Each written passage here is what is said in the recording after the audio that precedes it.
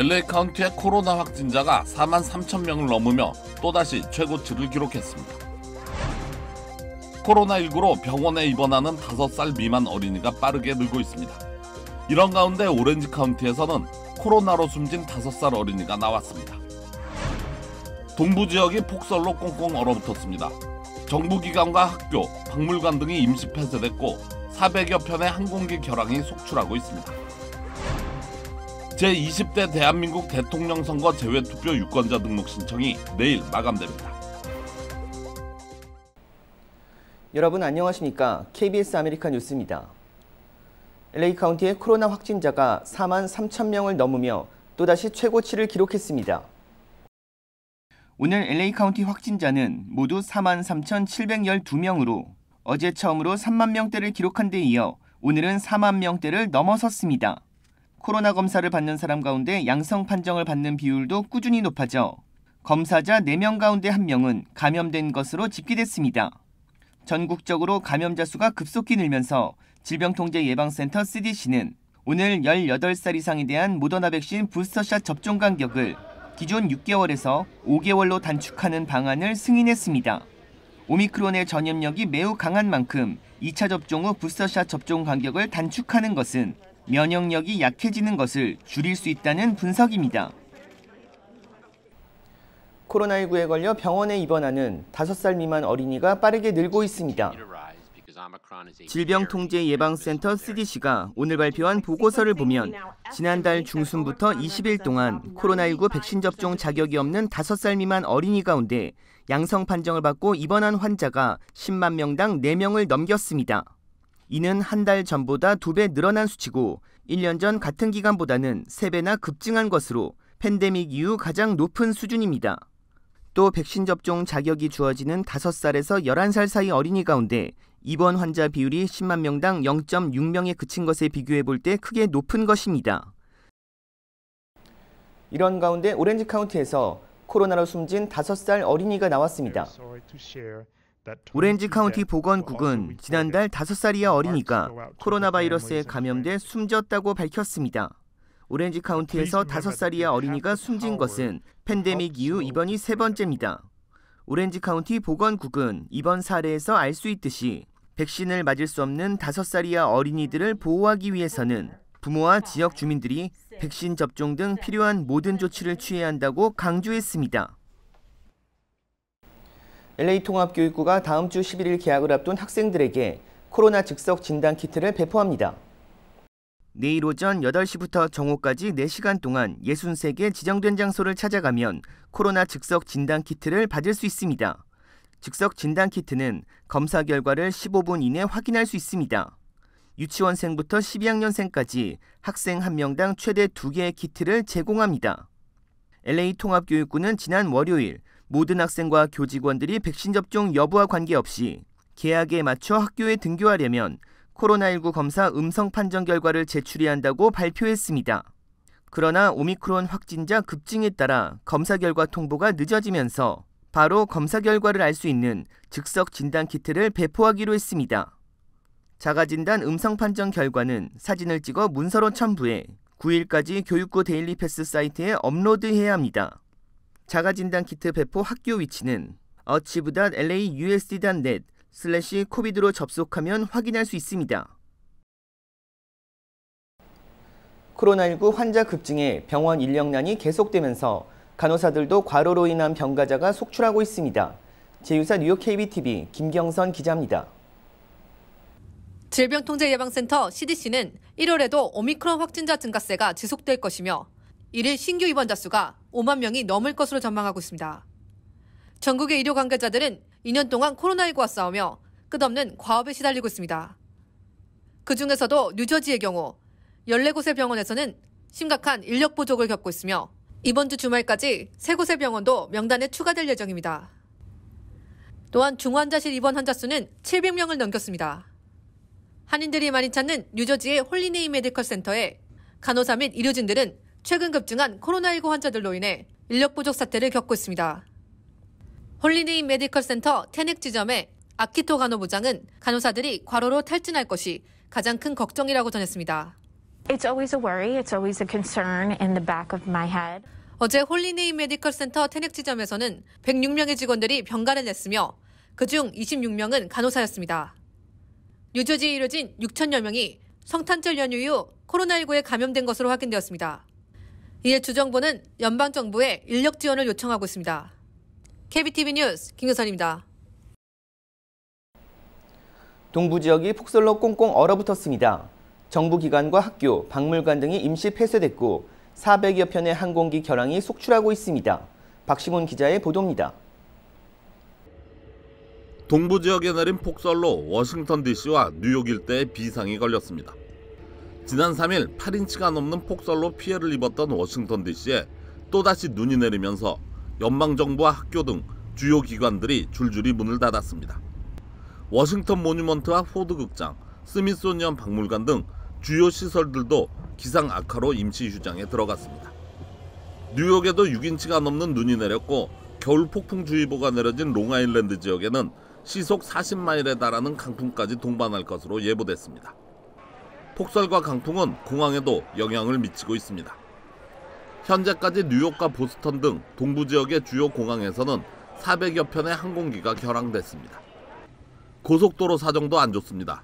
지난 폭설 당시 50마일에 가까운 구간이 정체되며 버지니아 인근 주민들의 발길을 묶었던 95번 프리웨이는 이번에도 55마일 구간이 폐쇄되며 막대한 피해를 낳고 있습니다. 켄터키 지역에서는 폭설로 인한 교통사고가 잇따랐습니다.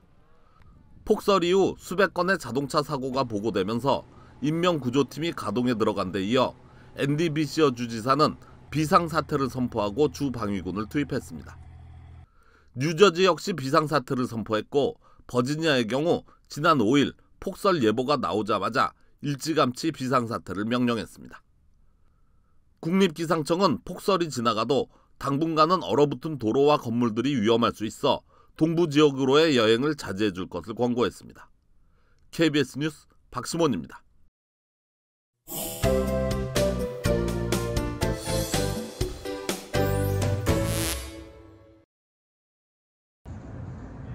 관람객들을 태우고 지하도로 내려가는 테슬라 모델들. 2022 CES가 개최된 라스베이거스 컨벤션 센터는 지하 12m 공간에 자리한 베이거스 루프라는 지하 통로를 통해 하나로 연결됩니다.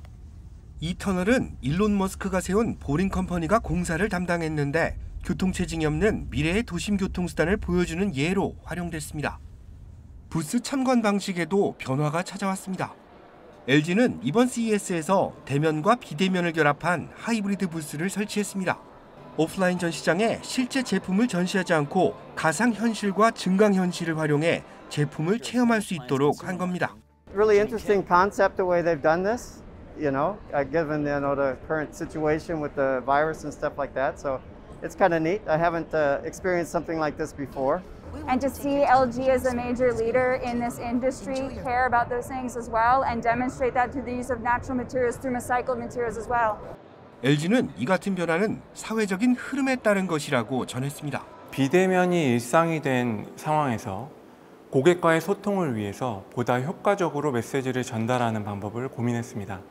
이번 CES는 부스 4개당 1개꼴로 한국 기업들의 참여가 두드러졌는데 삼성과 LG, 현대와 두산 등 대기업들은 물론 한국 중소기업과 스타트업 기업들의 참여도 활발했습니다.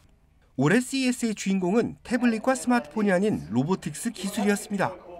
현대 정의선 회장은 자동차 대신 로봇계 스팟과 함께 무대에 올랐고 삼성은 로봇과 함께하는 일상을 주제로 미래의 삶의 모습을 제시했습니다. 로봇과 함께 일상적인 대화를 나누고 식사를 로봇이 대신 준비해주는 삶이 그리 멀지 않은 미래에 이루어질 것임을 보여준 겁니다. 오늘 막을 내린 2022 CES는 앞으로 소비자 가전이 나가야 할 방향성을 보여주는 계기가 됐습니다. 이와 더불어 한국 기업들이 세계 소비자 가전 시장을 선도하는 주류 업체로 자리매김하는 무대가 됐다는 분석입니다. 제20대 대한민국 대통령 선거 재외투표 유권자 등록 신청이 내일 마감됩니다. LA 총영사관 재외선거관리위원회는 오늘 유권자 등록 신청 현황을 발표하고 내일 마감되는 유권자 등록에 꼭 참여해 줄 것을 당부했습니다. 오늘 오전 10시 기준 등록을 마친 유권자는 신규 신청 7,358명과 영구명부 등재자 2,121명을 합쳐 모두 9,479명입니다. LA 총영사관은 해외 동포가 가장 많은 재외 공간이지만 유권자 등록은 일본 대사관과 상하이 총영사관에 이어 세 번째 수준입니다.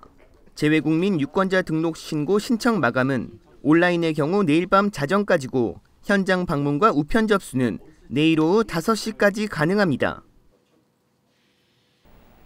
한인 선출직 의원들의 새 포부를 들어보는 시간, 오늘은 데이브 민 캘리포니아주 상원 의원입니다. 지난해 발의한 법안의 절반을 통과시킨 초선 의원은 2년 차인 올해 더 많은 입법 활동을 예고하고 있습니다. 윤범수 기자가 만나봤습니다. 지난해 5월 캘리포니아 차량국 DMV가 한국어를 포함해 25개 언어로 된 운전면허 필기 시험을 폐지하려던 계획을 접한 직후 데이브 민 주 상원의원은 주지사에게 직접 전화를 걸었습니다. You know, having someone who understands that our Harmonis and Hanabojis who come from Korea may not be fluent enough to be able to take a written driver's test in English. They need to have that option. We issued a letter, we issued a press release. That night, the governor announced that they were going to pull this proposal back. 지난해 데이브 민 캘리포니아주 상원의원이 발의한 법안은 모두 16개, 그중 절반인 8개의 법안이 상하원을 통과해 주지사의 책상까지 올라갔습니다. 캘리포니아주 내 총기 판매 행사를 금지시켰고 아시안 의원들과 함께 증오범죄 방지를 위한 예산 1억 5천만 달러를 이끌어냈으며 관련 결의안도 만장일치로 통과시켰습니다. For me, that's the most important thing. Because the rise in anti-Asian violence and hate activities is deeply concerning across California and in Orange County, even here in Irvine, which is majority Asian. 이와 함께 지난해 10월 발생한 기름 유출 사고 재발을 막기 위해 서부 해안가의 시추를 전면 금지하는 법안을 발의했고 가정폭력 예방을 위한 법안도 3개나 준비 중입니다. We're hoping to get some pro-business legislation passed. We're hoping to, we've got bills around a whole bunch of topics, including elections law. So stay tuned, but it's going to be very exciting. 캘리포니아주에서 하원의원은 80명, 상원의원은 40명으로 구성돼 있습니다. 각종 입법 활동에서 데이브 민 상원의원의 영향력이 상대적으로 더 클 수밖에 없습니다. 2년 임기의 주 하원과 달리 주 상원의원의 임기는 4년. 올해 선거가 없는 데이브 민 상원의원에게 2022년은 보다 적극적으로 자신의 정치를 펼치는 한 해가 될 것으로 보입니다. 얼바인에서 KBS 뉴스 윤범수입니다. 실업률이 개선되고 있습니다. 코로나 확산 이후 최저치입니다. 노동부는 지난달 실업률이 3.9%로 한 달 전인 11월 4.2%에서 0.3%포인트 감소했다고 밝혔습니다. 이는 전문가 예상치 4.1%보다도 낮은 것으로 지난 2020년 3월 코로나19 확산 초기 이후 최저치입니다.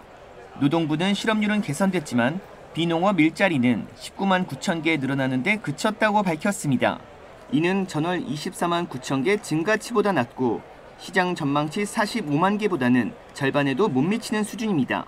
이번 발표는 지난달 중순까지 집계한 수치를 토대로 한 것이어서 최근 오미크론 변이의 유행에 따른 영향은 거의 반영되지 않았습니다. KBS 아메리카는 시청자 여러분의 제보를 소중하게 생각합니다. 오늘 뉴스 마칩니다. 고맙습니다.